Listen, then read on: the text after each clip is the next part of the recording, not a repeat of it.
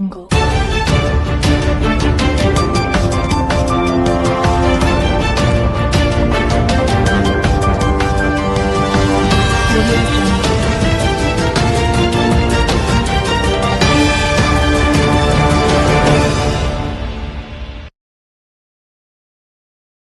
ಪ್ರತಿ ವರ್ಷ ಜೂನ್ ತಿಂಗಳಲ್ಲಿ ಶೈಕ್ಷಣಿಕ ವರ್ಷ ಆರಂಭವಾಗುತ್ತಿದ್ದರೂ ಸರ್ಕಾರಿ ವಸತಿ ನಿಲಯಗಳಿಗೆ ವಿದ್ಯಾರ್ಥಿಗಳ ಆಯ್ಕೆ ಪ್ರಕ್ರಿಯೆ ಇನ್ನೂ ಆರಂಭವಾಗದಿರುವುದನ್ನು ಖಂಡಿಸಿ ಎಸ್ಎಫ್ಐ ರಾಜ್ಯ ಹಾಸ್ಟೆಲ್ ವಿದ್ಯಾರ್ಥಿಗಳ ಉಪಸಮಿತಿ ಹಾಗೂ ತಾಲೂಕು ಸಮಿತಿಯ ನೇತೃತ್ವದಲ್ಲಿ ಮಂಗಳವಾರ ನಗರದ ಜಗಜೀವನ್ ರಾಮ್ ವೃತ್ತದಲ್ಲಿ ಪ್ರತಿಭಟನೆ ನಡೆಸಲಾಯಿತು.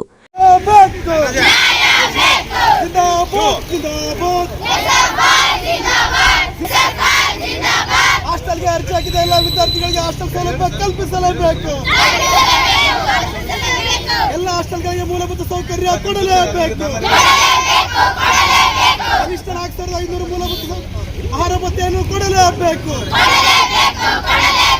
ಬೇಕೇ ಬೇಕು, ಬೇಕೇ ಬೇಕು. ಜಿಂದಾಬಾದ್ ಜಿಂದಾಬಾದ್ ಜಿಂದಾಬಾದ್ ಜಿಂದಾಬಾದ್. ಬೇಕೇ ಬೇಕು, ಬೇಕೇ ಬೇಕು. ಎಲ್ಲ ಹಾಸ್ಟೆಲ್ಗಳಿಗೆ ಮೂಲಭೂತ ಸೌಕರ್ಯ ಕೊಡಲೇಬೇಕು. ಬೇಕೇ ಬೇಕು, ಬೇಕೇ ಬೇಕು.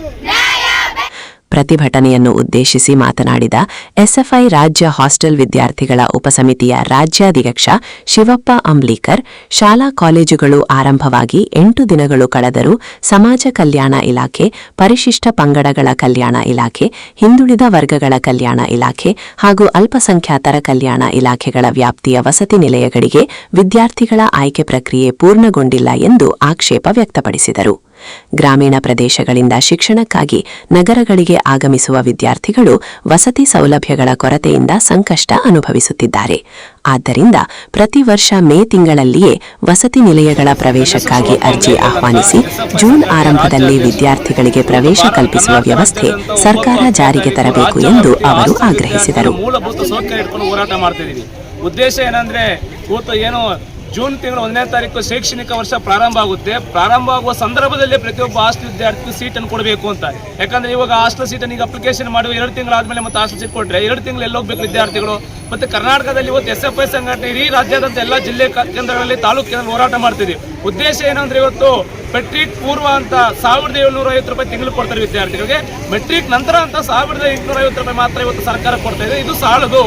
ಎಸ್ಎಫ್ಐ ಡಿಮ್ಯಾಂಡ್ ಇಟ್ಟಿರೋದು ಪ್ರತಿ ತಿಂಗಳಿಗೆ ಕನಿಷ್ಠ 4500 ಆಹಾರ ಭತ್ಯೆ ಕೊಡಬೇಕು. ಇವತ್ತು ಮೆನು ಚಾರ್ಟ್ ಪ್ರಕಾರ ಊಟ ಆಗಬೇಕು.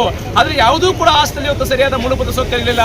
ಕುಡಿಯಕ್ಕೆ ನೀರಿಲ್ಲ, ಬಿಸಿ ನೀರು ನಿಜವಾಗ್ಲೂ ಕೂಡ ಬಿಸಿನೀರು ವಾರಕ್ಕೊಂದ್ಸತಿ 3 ದಿನಕ್ಕೊಂದ್ಸತಿ ಸ್ನಾನ ಮಾಡುವ ಪರಿಸ್ಥಿತಿ ಇವತ್ತು ರಾಜ್ಯಗಳಲ್ಲಿ ಬಂದಿದೆ.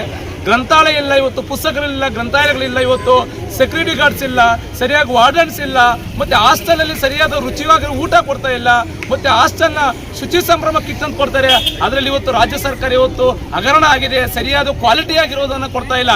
ಇವೆಲ್ಲ ಕೂಡ ವಿದ್ಯಾರ್ಥಿಗಳ ಹಾಸ್ಟೆಲ್ ಸಮಸ್ಯೆ ಇಟ್ಕೊಂಡು ಇವತ್ತು ಎಸ್ಎಫ್ಐ ಸಂಘಟನೆ ಹೋರಾಟ ಮಾಡ್ತಾ ಇದೀವಿ. ಆ ಕಾರಣಕ್ಕಾಗಿ ರಾಜ್ಯ ಸರ್ಕಾರಕ್ಕೆ ನಾವು ಎಚ್ಚರಿಕೆ ಕೊಡ್ತಾ ಇದೀವಿ. ನೀವೇನಾದ್ರೂ ಆಹಾರ ಭತ್ಯೆ 4500 ಕೊಡಬೇಕು. ಮತ್ತೆ ಅದ್ರ ಜೊತೆಗೆ ವಿದ್ಯಾರ್ಥಿಗಳಿಗೆ ಯಾವಾಗ ನೀವು ಶಾಲಾ ಕಾಲೇಜುಗಳು ಪ್ರಾರಂಭ ಮಾಡ್ತಿರೋ 1ನೇ ತಾರೀಕು ಜೂನ್ 1ನೇ ತಾರೀಕಿಂದ ಅವತ್ತಿಂದ ಇವತ್ತು ಹಾಸ್ಟೆಲ್ ಸೀಟನ್ನು ಕೊಡಬೇಕು. ಯಾಕಂದ್ರೆ ಬೇರೆ ನಗರ ಪ್ರದೇಶದಲ್ಲಿ ಎಷ್ಟೋ ಜನ ಇವತ್ತು ವಿದ್ಯಾರ್ಥಿಗಳು ಪಿಜಿಗಳಲ್ಲಿ ಅವರ ಕುಟುಂಬದ ಮನೆಗಳಲ್ಲಿ ಇವತ್ತು ವಾಸ ಮಾಡುವ ಪರಿಸ್ಥಿತಿ ಇವತ್ತು ನಿರ್ಮಾಣ ಆಗಿದೆ. ಮತ್ತೆ ಗ್ರಾಮೀಣ ಪ್ರದೇಶಗಳಿಂದ ನಗರಕ್ಕೆ ಬರಬೇಕಂದ್ರೆ ಕೂಡ ಇವತ್ತು ಬಸ್ ಪಾಸನ್ನು ಕೂಡ ಈ ಕೂಡಲೇ ಸರ್ಕಾರ ಇವತ್ತು ಅರ್ಜಿಯನ್ನು ಅಪ್ಲಿಕೇಶನ್ ತಕ್ಷಣದಲ್ಲಿ ಕೊಡಬೇಕು. 1 ವಾರ 15 ದಿವಸ ತಿಂಗಳಿಗೆ ಡಿಲೇ ಮಾಡ್ತಾ ಇದ್ದಾರೆ. ಈ ಎಲ್ಲ ಇಟ್ಕೊಂಡು ಇವತ್ತು ಎಸ್ಎಫ್ಐ ಹೋರಾಟ ಮಾಡ್ತಾ ಇದ್ದೀವಿ. ಮತ್ತೆ ಸಂಬಂಧಪಟ್ಟ ಎಜುಕೇಶನ್ ಮಿನಿಸ್ಟರ್ ಮತ್ತು ಸಂಬಂಧಪಟ್ಟ ಸಮಾಜ ಕಲ್ಯಾಣ ಇಲಾಖೆ ಎಲ್ಲ ಇಲಾಖೆಗಳಿಗೆ ಇವತ್ತು ಎಸ್ಎಫ್ಐ ಒತ್ತಾಯ ಮಾಡ್ತಾ ಇದ್ದೀವಿ.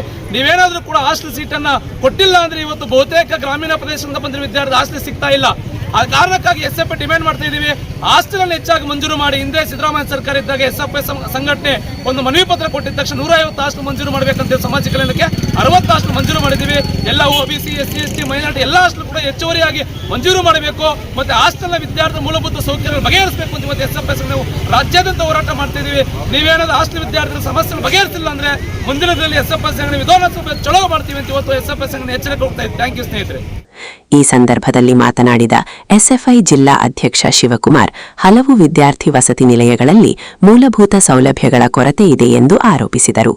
ವಿದ್ಯಾರ್ಥಿಗಳಿಗೆ ಗುಣಮಟ್ಟದ ಆಹಾರ, ಶುದ್ಧ ಕುಡಿಯುವ ನೀರು, ಸೊಳ್ಳೆ ನಿಯಂತ್ರಣಕ್ಕಾಗಿ ಪರದೆಗಳ ವ್ಯವಸ್ಥೆ ಸೇರಿದಂತೆ ಅಗತ್ಯ ಸೌಲಭ್ಯಗಳನ್ನು ಸಮರ್ಪಕವಾಗಿ ಒದಗಿಸಬೇಕು ಎಂದು ಒತ್ತಾಯಿಸಿದರು. ಜಿಲ್ಲಾ ಸಮಿತಿಯಿಂದ ಇವತ್ತೇನು ಗಂಗಾವತಿಯಲ್ಲಿ ರಾಜ್ಯಾದ್ಯಂತ ಹೋರಾಟದ ಭಾಗವಾಗಿ ಇವತ್ತೇನು ಹೋರಾಟ ಮಾಡ್ತಾ ಇದ್ದೀವಿ. ಇವತ್ತು ಸರ್ಕಾರ ಹಾಸ್ಟೆಲ್ ಹಾಸ್ಟೆಲ್ ಅರ್ಜಿ ಏನು ಕರೆದಿದೆ, ಆಯ್ಕೆ ಪಟ್ಟಿ ಕರೆದಿದೆ, ಇವತ್ತು ಇನ್ನೂ ಕೂಡ ಆಯ್ಕೆ ಪಟ್ಟಿ ಹಚ್ಚಿಲ್ಲ. ಹಾಗಾಗಿ ಇವತ್ತು ಆದಷ್ಟು ಬೇಗನೆ ಆಯ್ಕೆ ಪಟ್ಟಿ ಹಚ್ಚಬೇಕು ಮತ್ತು ಶಾಲಾ ಕಾಲೇಜು ಆರಂಭದಿಂದಲೇ ಹಾಸ್ಟೆಲ್ ಆರಂಭ ಮಾಡಬೇಕು ಮತ್ತು ಎಲ್ಲ ಹಾಸ್ಟೆಲ್ಗಳಿಗೆ ಮೂಲಭೂತ ಸೌಲಭ್ಯ ಕೊಡಬೇಕು. ಇದ್ರ ಬಗ್ಗೆ ಸರ್ಕಾರದ ವಿರೋಧ ಪಕ್ಷದವರಾಯಿತು ಮತ್ತು ಸರ್ಕಾರ ಏನು ಶಾಸಕಾಂಗ ಪಕ್ಷದವರು ಕೂಡ ಯಾವ MLA ಯಾರೂ ಕೂಡ ಮಾತಾಡ್ತಾ ಇಲ್ಲ. ಹಾಗಾಗಿ ವಿದ್ಯಾರ್ಥಿ ಪರವಾಗಿ ಮಾತನಾಡಬೇಕು ಮತ್ತು ಎಲ್ಲ ವಿದ್ಯಾರ್ಥಿಗಳಿಗೂ ಗುಣಮಟ್ಟದ ಶಿಕ್ಷಣ ಕೊಡಬೇಕಂತೇಳಿ ಈ ಪ್ರತಿಭಟನೆ ಮೂಲಕ ಒತ್ತಾಯ ಮಾಡಬೇಕು. ಪ್ರತಿಭಟನೆಯಲ್ಲಿ ತಾಲೂಕು ಅಧ್ಯಕ್ಷ ನಾಗರಾಜು, ಶರೀಫ್, ಮಂಜುನಾಥ್, ಚೈತ್ರ, ರೇಖಾ ಸೇರಿದಂತೆ ಹಲವರು ಭಾಗವಹಿಸಿದರು.